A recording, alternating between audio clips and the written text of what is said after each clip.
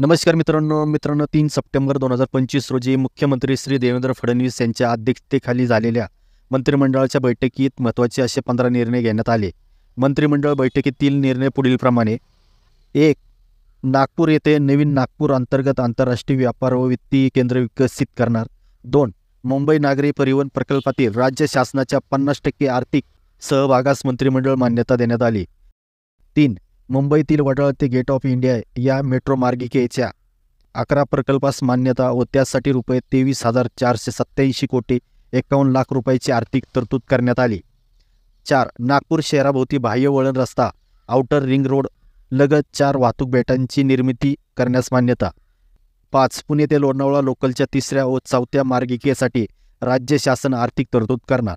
6. ठाणे ते नवी मुंबई आंतरराष्ट्रीय विमानतळ दरम्यान उन्नत मार्गास मान्यता.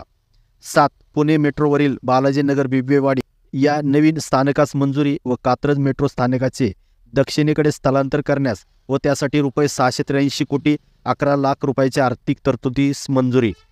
8. मुंबई नागरी परिवहन प्रकल्प टप्पा 3 व प्रकल्पातील लोकल गाड्या खरेदी करण्यासाठी कर्ज घेण्यास मान्यता. 9. महाराष्ट्र दुकानं व आस्थापना अधिनियम 2017 मध्ये सुधारणा करण्यास मान्यता. 10. कारखाने अधिनियम 1948 मध्ये सुधारणा. 11. अनुसूचित जमातीतील 9वी व 10वी या विद्यार्थ्यांना राज्य शासनाच्या शिष्यवृत्ती योजनेऐवजी केंद्र सरकारची शिष्यवृत्ती योजना लागू करण्यास मान्यता. 12. मंत्रिमंडळाने आज घेतलेल्या निर्णयापैकी महत्त्वाचा असा निर्णय म्हणजे ठाणे वर्तुळाकार मेट्रोस मान्यता. पुण्यातील मेट्रो, पिंपरी चिंचवड ते Nigdi metro railway corridor, Swargate ते कात्रज, वनाज ते रामवाडी मेट्रो कॉरिडॉर मार्गिका 2च्या विस्तारित मार्गिकास वनाज ते चांदणी चौक व रामवाडी ते वाघोली मेट्रो मार्ग 4 आणि नागपूर मेट्रो रेल्वे टप्पा 2 कर्ज दायित्व स्वीकारण्यास मान्यता. 13. आजच्या मंत्रिमंडळातील दुसरा महत्त्वाचा निर्णय म्हणजे संजय गांधी निराधार व श्रावणबाळ निराधार योजनेतील दिव्यांगाच्या अर्थसहाय्यात 1,000 रुपयाची वाढ करून आता त्यांना दरमहा 1,500 ऐवजी 2,500 रुपये देण्यास मंत्रिमंडळाची मान्यता.